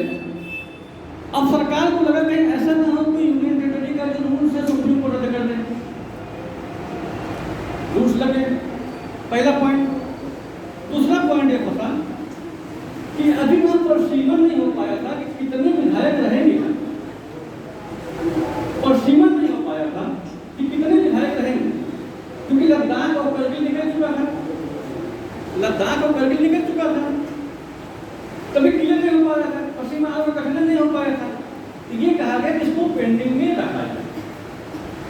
सुप्रीम कोर्ट का 72 का एक स्टेटमेंट है कि अगर कोई विधानसभा कार्य में नहीं है, मतलब रूल में नहीं है, रूल मतलब क्या है कि बंद हो गई है, चुनाव नहीं, चुनाव चल रहा है, कुछ चल रहा है और राष्ट्रपति का चुनाव चल रहा है, तो राष्ट्रपति का चुनाव रोका नहीं जाएगा। राष्ट्रपति का चुनाव रोका नहीं जाएगा क्योंकि राष्ट्रपति का पद एक ऐसा पद कभी खाली नहीं हो सकता। राष्ट्रपति का पद इंडिया में ऐसा पद है जिसमें कभी खाली नहीं रहेगा, वो पद खाली नहीं होता है। वो हटेंगे तो राष्ट्रपति बैठेंगे, इंडिया बैठेंगे, वो नहीं है तो उसके जज बैठेंगे, वो पद खाली नहीं होना चाहिए। तो मैं कहना ये ऐसा है कि इसको खत्म करो, उसके कहना है कि चुनाव नहीं, किसी भी विधानसभा का अगर विधानसभा भंग है, चुनाव नहीं हुआ है, तो राष्ट्रपति का चुनाव रोका नहीं जा सकता, राष्ट्रपति का चुनाव नहीं रोका जा सकता। ये सुप्रीम कोर्ट ने स्पष्ट कह दिया था, भैया ठीक है आप लोग कराइए। तो इसीलिए जम्मू कश्मीर को अभी शामिल नहीं किया गया, अभी भी शामिल नहीं किया गया है, लेकिन हो सकता है 16वां राष्ट्रपति चुनाव हो तो उसमें भाई शामिल तो करना ही पड़ेगा भाई। जब विधानसभा भी गठन हो गई, चुनाव भी हो गया, परसीमन भी बन गया, तो फिर आप उसको डिलीट नहीं कर सकते और उसको तो शामिल होना पड़ेगा, बस एक रूल्स बनाना पड़ेगा, अभी शामिल होगा। अनुच्छेद अमेंडमेंट एक्ट 1970 के तहत दिल्ली और पांडिचेरी शामिल हुआ, वो भी शामिल नहीं हुआ है। तो ये चुनाव पद्धति से चुने गए, जितने पद्धति चुने जाते हैं वोट द्वारा चुने जाते हैं, उन्हीं को चुना जाएगा। जो नॉमिनेट किए जाते हैं, जैसे 12 राज्यसभा नॉमिनेट किए जाते हैं, एंग्लो भारतीय को खत्म कर दिए गए लोकसभा से, तो खत्म कर दिए गए, वो वोट नहीं देते हैं। क्यों नहीं देते हैं? क्योंकि चुने हुए नहीं है और लिखा गया है कि चुने हुए प्रतिनिधि होने चाहिए जनता द्वारा, जो रिप्रेजेंट करते हैं पब्लिक का, उनका होना चाहिए। वो जनता द्वारा थोड़ा है, वो तो अनुकंपा के आधार पर नॉमिनेट होकर आए हैं। इस बेस में बनाया गया कि देश में साहित्यकार हैं, साइंटिस्ट हैं या कोई भी ऐसे व्यक्ति हैं जो बहुत नामिनेट, जो चुनाव से बहुत दूर जाते हैं, तो पार्लियामेंट उनका लाभ ले। किसी मुद्दे पर साइंटिस्ट हैं, किसी मुद्दे पर समाज सेवा से आते हैं या किसी मुद्दे पर कला साहित्य से आते हैं, कल्चरल प्रोग्राम से आते हैं, तो पार्लियामेंट में अपनी बातों को कहेंगे, अच्छे से कहेंगे, कहने का तरीका कुछ अलग होगा, तरीका कुछ अलग कहने का होगा, तो उनको रखने से क्या होगा, पार्लियामेंट में लाभ मिलेगा। क्योंकि पार्लियामेंट में कभी कभी ऐसे बंधन पहुंच जाते हैं कि लगता ही नहीं कि पार्लियामेंट सदस्य बन कैसे गए, पार्लियामेंट सदस्य बन कैसे गए, बैठे होते हैं, किसी मुद्दे पर बहस हो रहा है, ना हाँ बोल रहे हैं ना बोल रहे हैं। पहले बार इंडिया में पार्लियामेंट कमेटी जब लॉर्ड कैनिंग के समय बनी थी 1861 में, तब कैनिंग ने कहा कि ठीक है, इंडिया में भी हम इंडियन को रिप्रेजेंट करेंगे, इंडियन लोगों को भी अपने काउंसिल में रिप्रेजेंट करेंगे। जब 47 क्रांति के बाद तो 3 लोगों को नॉमिनेट किया गया, नवाब पटियाला, एक थे राजा, 5 राजा थे, एक कोई राव करके थे, दिनकर राव थे, 3 लोगों को रिप्रेजेंट करने गया। उसमें सर दिनकर राव को छोड़ किसी को अंग्रेजी नहीं आती थी, सर दिनकर राव को छोड़कर अंग्रेजी नहीं आती थी किसी को, पटियाला के महाराज थे। तो मीडिया वालों ने पूछा उनसे, एक बार किसी ने पूछा, उसमें बीपी चंद्र ने स्पष्ट लिखा है, उस चीज़ को बीपी चंद्र ने लिखा है, सर ये बताइए जब किसी मुद्दे पर कानून बनता है, जब वोटिंग होता है, तो आप क्या करते हैं? आपको अंग्रेजी आती नहीं है। अच्छा, कैनिंग ने सिर्फ दिखाने के लिए किया था कि भारतीयों को भी बैठाते हैं, बस दिखाने का मकसद था, असद करा को छोड़ के सब अंग्रेजी आती नहीं थी। तो लाला पटियाला ने कहा ऐसा है, जब वायसराय को देखते हैं, अगर वायसराय ने हाथ उठा लिया तो हम भी हाथ उठा देते हैं, अगर नहीं उठा पाते तो हाथ नहीं उठाते। तो कभी कभी पार्लियामेंट में ऐसे लोग पहुँच जाते हैं, भाई लोकतंत्र में ऐसी चीज़ें होती, कभी ऐसे लोग पहुँच जाते हैं कि कोई जवाब नहीं रहता। इसके लिए कहा गया कि इसीलिए राज्यसभा से 12 लोगों को नॉमिनेट किया जाता है कि कुछ लोग ऐसे रहें जो गंभीर मुद्दों पर बात करते हैं, उसी लोग बात करते हैं। चुने प्रतिनिधि होते हैं। उसके बाद अगला पॉइंट है, क्या हुआ है?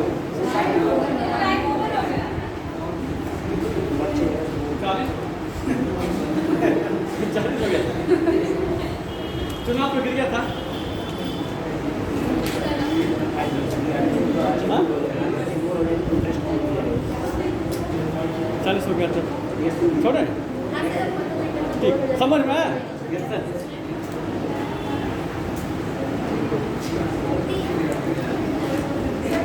हाँ 40 हो गया।